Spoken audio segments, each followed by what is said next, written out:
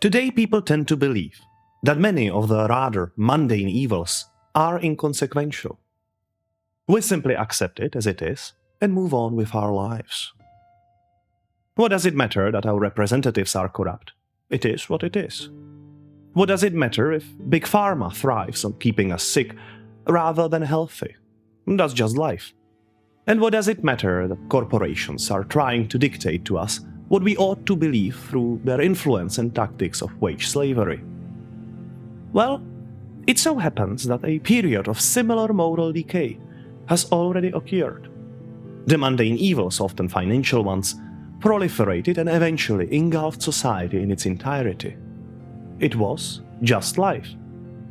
At least that's what everyone thought, until everything broke in an explosion so massive that today we all still live in the crater of a world it created. Contemporary little evil perpetrators would do well if they studied history. Today we will explore the whimsical story of the Mafia that was the Catholic Church in the late Middle Ages, and how its behavior and refusal to be normal shattered the largest existing religion into 1,000 pieces and plunged the world into centuries of wars and enduring cynicism. So, you know the drill. Like, subscribe, scream my name out of the window, and welcome to Magne Mirare.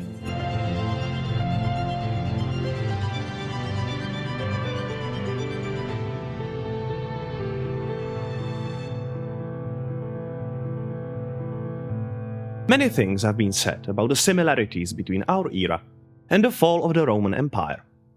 This very much urgent analogy, however, has an alternative which might help us to uncover altogether different perspective of our times.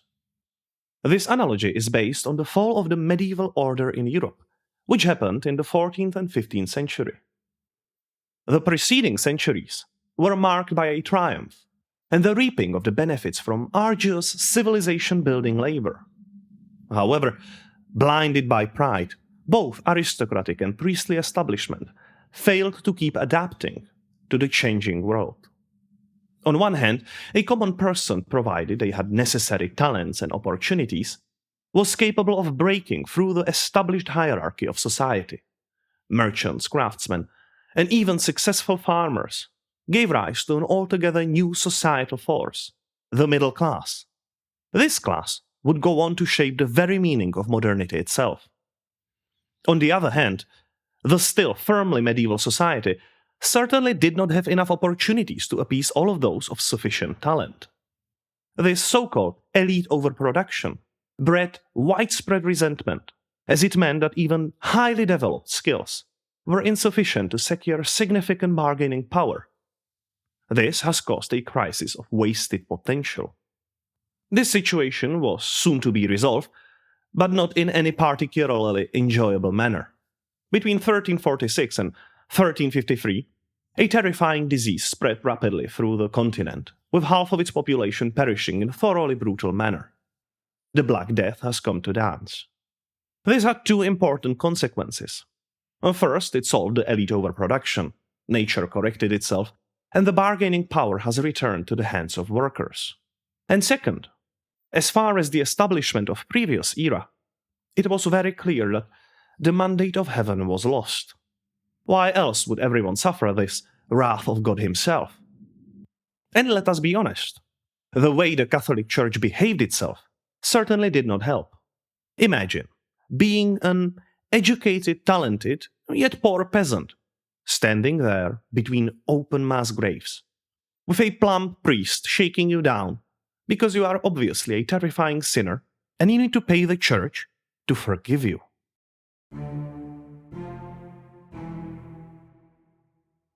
In many ways, the medieval priests were the equivalent of a village shaman. They were tasked with the care for the mental health of its tribe, or rather the parish.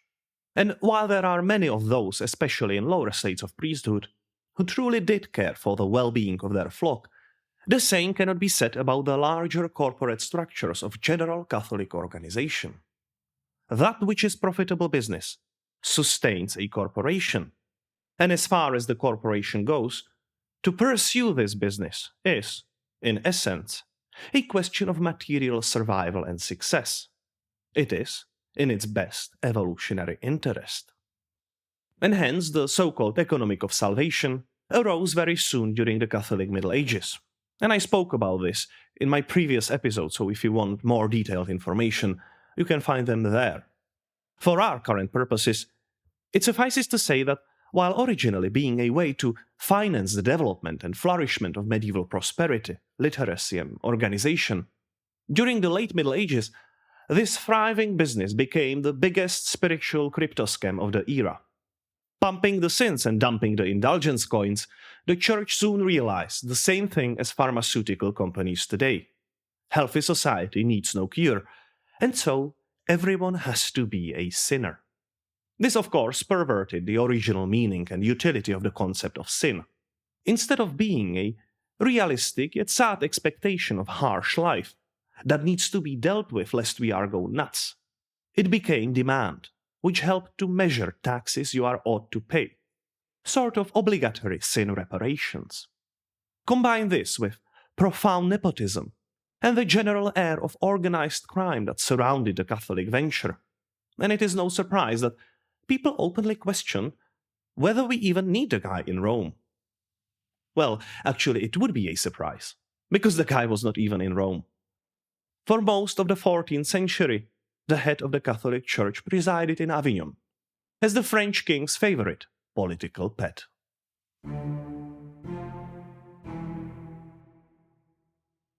Throughout the High Middle Ages, the European establishment was largely defined through a productive, albeit quite toxic relationship between the Pope and the Holy Roman Emperor.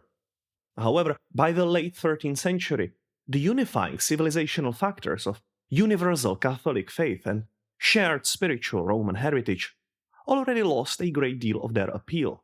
Slowly, an alternative approach of national identities began to overshadow the ideals of spiritually and philosophically united Europe.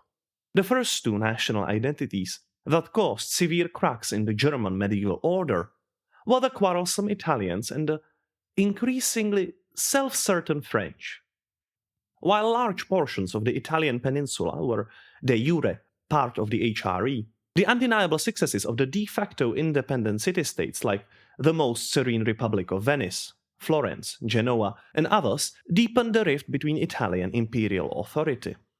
This dynamic state of affairs soon opened many opportunities, with the French noble house of Anjou subjugating the kingdom of Naples in the southern half of the peninsula. Amidst many different political instabilities stood the Papal State. The situation was so chaotic that throughout the late 13th century, popes were forced to take refuge in many different cities other than the symbolically rich but realistically quite desolate city of Rome.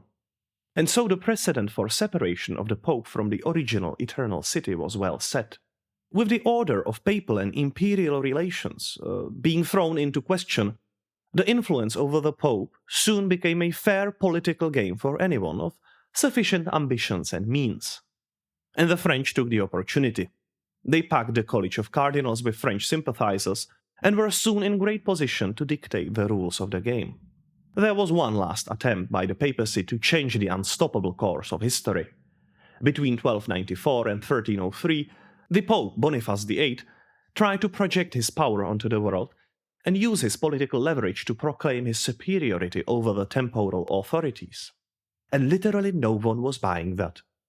It was out of question for a whole century at this point.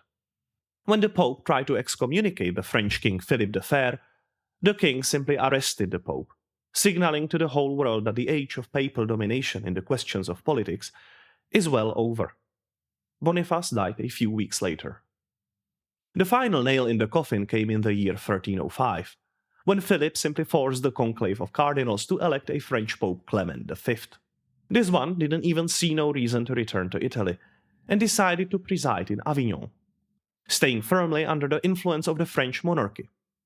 This so-called Avignonese captivity was to last for nearly 70 years. Philip the Fair immediately began to spam his newly acquired ability of tell Pope what to do, and used this leverage to accuse the Templar Knightly Order of conspiracy and heresy. Since times of crusades were over, the Templars settled throughout Europe, with most of their bases being in France. From the French perspective, they were a huge pain in the arse, due to their riches, privileges, independence, and strength. The crown also owed them a lot of money, which was quite annoying. On the Friday 13th in 1307, the Templars were arrested and large trials began. Under incredibly brutal torture, they were forced to confess to many different crimes, ranging from heretical idolatry, homosexuality, and financial fraud. On the other hand, to be honest, all of these sound pretty mundane as far as Catholic societies goes, so I would not be surprised if there was an above-average kernel of truth in these accusations. At the very least, I think it is quite worthy of considering the influence Middle Eastern mysticism could have had on Templars while they were active in Holy Lands. Nevertheless, by 1314, many of Templars were convicted, with the Grand Master Jacques de Molay and many others being burnt at the stake. This is one of the largest self-inflicted political wounds I've seen an organization do throughout history. And so, through the remaining decades of Avignon Papacy, the French did not refrain from using papal authority against their rivals, especially in the Holy Roman Empire. The Catholic papacy lost all of its glory and prestige. It stopped representing the universal ideals of European Christianity, and certainly could not claim political neutrality.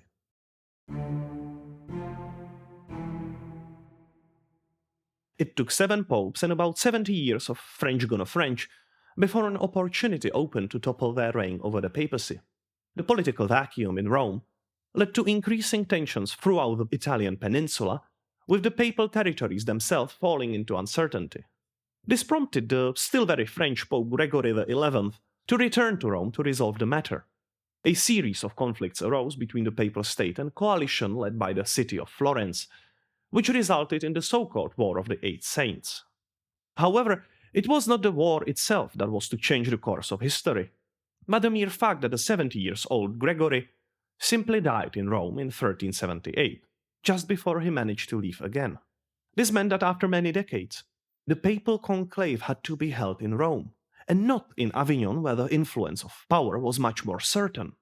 During the elections, an armed Roman mob stormed the conclave, coercing the cardinals into electing an Italian rather than a Frenchman, the Archbishop Bartolomeo Prignano, who took the papal name of Urban VI. It is worth pointing out that an outraged armed mob removing the French from power is historically a natural, normal, very mundane conclusion to any French rule. Now, the French side, of course, protested, and let's be honest, they were unlawfully forced to elect the Pope. So the French cardinals fled, and a few months later elected their own Pope, Clement VII, who was to continue the papal residence in Avignon. I want to take this opportunity to talk about this phenomenon of a constitutional crisis. The moment such a crisis, schism, or conflict arises, words like legitimacy, constitutional, or lawful mean nothing. They are but a propagandistic yapping of the involved sides. In such a situation, truth will not be found, but some version of it will be mandated through soft or hard power and cemented through political victory. During a constitutional crisis, any rules or laws are more like guidelines to be picked from in order to build a sufficiently pleasant narrative. And so, it matters not whether either of the popes were legitimate. The only important thing is that there were 2 of them, and that's hilarious. After 70 years of French popes, the Church now entered a 40-year-long period of having multiple popes, with all the sides mutually excommunicating themselves, resulting in the whole of Catholic Christianity being excommunicated in some shape or form. Due to immense political uncertainty, the matter was left festering, as a pus-filled red wound, until finally enough of Christendom was fed up with the whole situation. A new political and philosophical approach emerged, aiming to address the issues the popes themselves could not. This school of thought is called conciliarism. Essentially, the idea of putting the ultimate power into the hands of a general Catholic council, where a resolution could be found through consensus.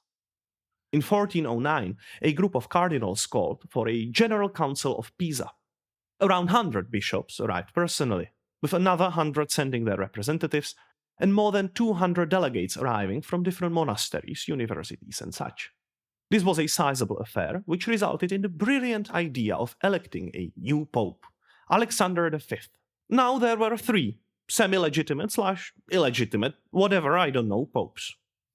One could say that Christianity simply fulfilled its trinitary spiritual mission, with there being only one true pope, but also somehow three. Finally, since none of the guys were budging, the king of the Romans, Sigismund of Luxembourg, future emperor, exerted pressure for another council to be called. This one, however, foresaw a long-standing issue of Catholic organization. Italians always had a lot more bishops than any other nations due to their historic position. Whenever the number of bishops was a deciding factor, it came from a splintered, fragmented, and politically easily influenceable region of volatile, quarrelsome city-states. Essentially the worst people to be deciding anything concerning unity. Instead of organizing its votes around sheer number of bishops, this council chose an approach based on national identities. This way the historically caused Italian numerical dominance could be broken. And so it happened that the Council of Constance, beginning in 1414, was a convention of Christian nations themselves. One vote for the English, French, German, and Italian. A fifth vote was given to the College of Cardinals, and few years later, the Spanish sent their envoys and were also given one vote. Finally, after many struggles, in 1417 a pope was elected, one that was chosen both by the College of Cardinals and the represented nations, Pope Martin V. Catholic Europe could finally celebrate its newly acquired unity, one which was to last for a whole 2 years. You see, the Council's goal was to address Church's political fragmentation, but was in no shape or form prepared to actually reform the Catholic Church into something that was acceptable for newly arising times of early modernity. The very same issues that propelled the heresies of prosperity throughout the previous centuries still remained. While the Council sought to reform the Church in capite et membris, meaning both in head and in limbs, the Church was deaf to actual calls for reform. It wanted to stomp out unrest, not to actually change. And, in its immaculate wisdom, the Council made a very stupid mistake. They burned at the stake one of the most important influencers of the time, Bohemian reformist preacher Jan Hus. The non-represented nation of Bohemians took a great offense at this treatment, especially since Hus's safety was understood as to be guaranteed by Sigismund, the king of the Romans, himself. Seeing themselves betrayed both by the HRE and by the Catholic Church, the Bohemians began to literally throw influential German Catholics out of windows, plunging Central Europe in a series of war with such a fervor. It actually forced the papacy and HRE to negotiate and eventually begrudgingly accept existence of a separate Utraquist church in the heart of the empire. The path to eventual Protestant Reformation was certain not due to some specific moves the Catholic Church did not or could have made, but simply due to the fact that the Church was a product of a completely different era, one which was already gone.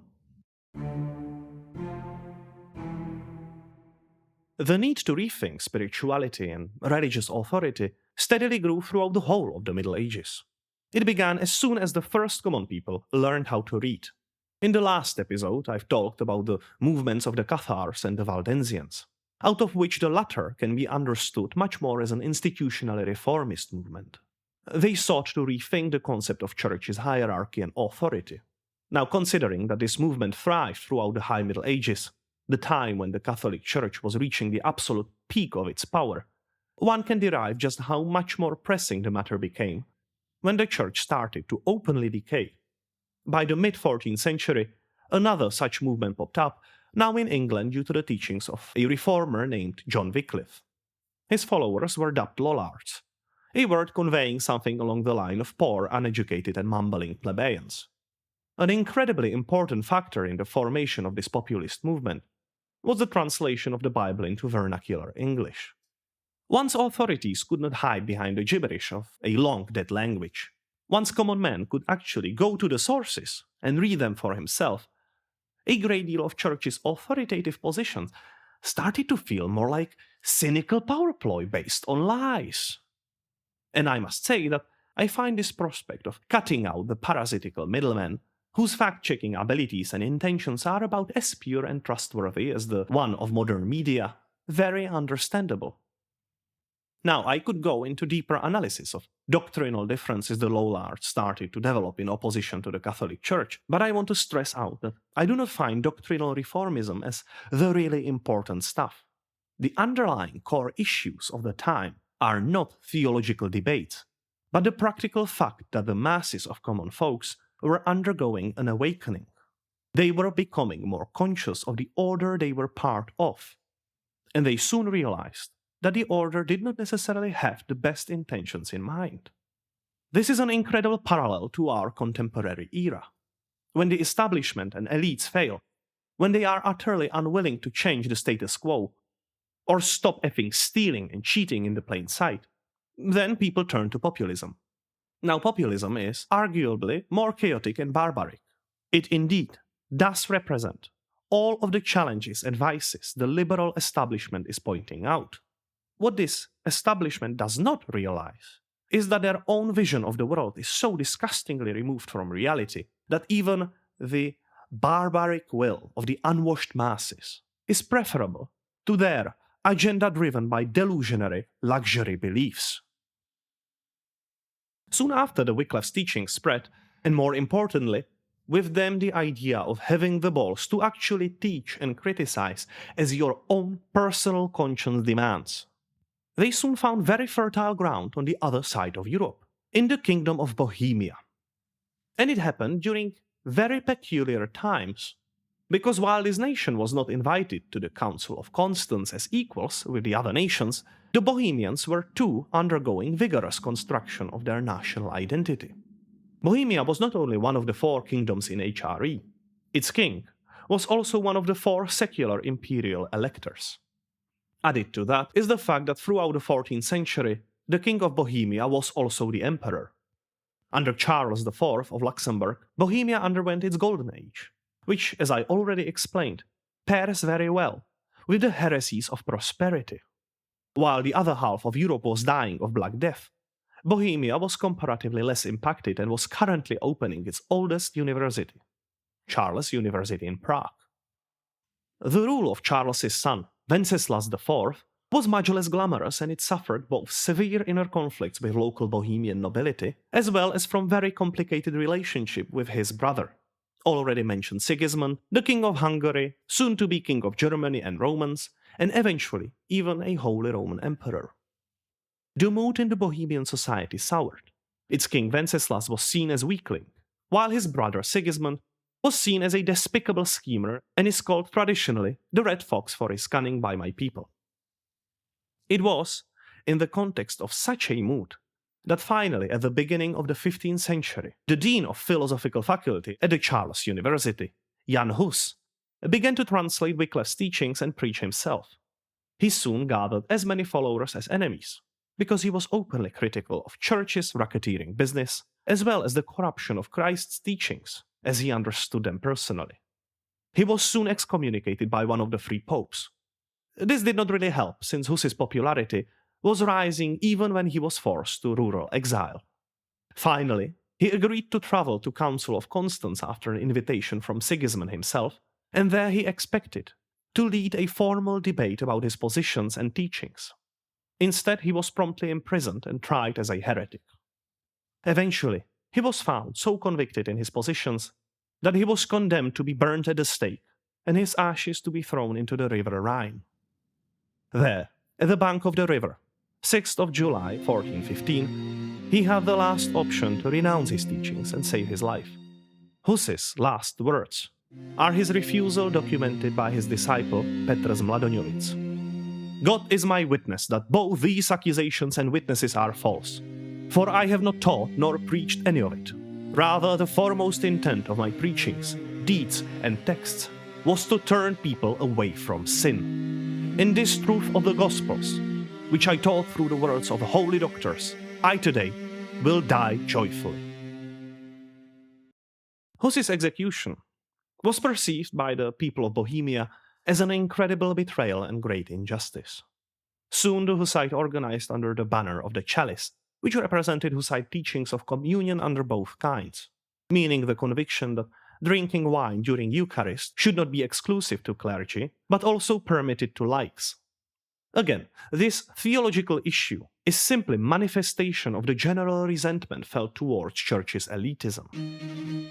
These reformist positions merged well with the general anti-German attitude in the increasingly self-conscious Bohemians.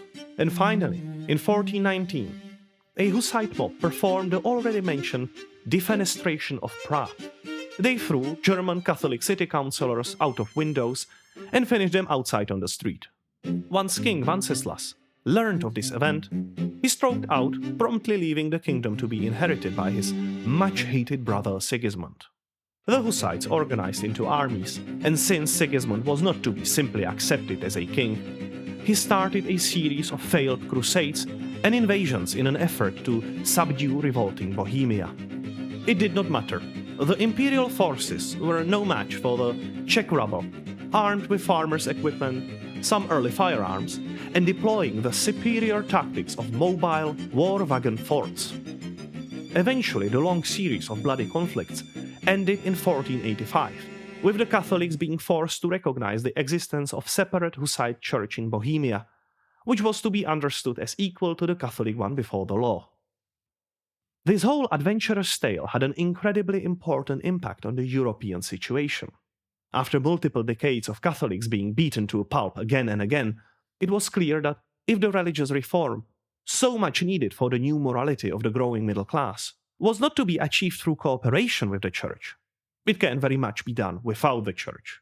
No Catholic knight could use his years of training and the fortune of an armor to stop a bullet shot by a simple opinionated peasant.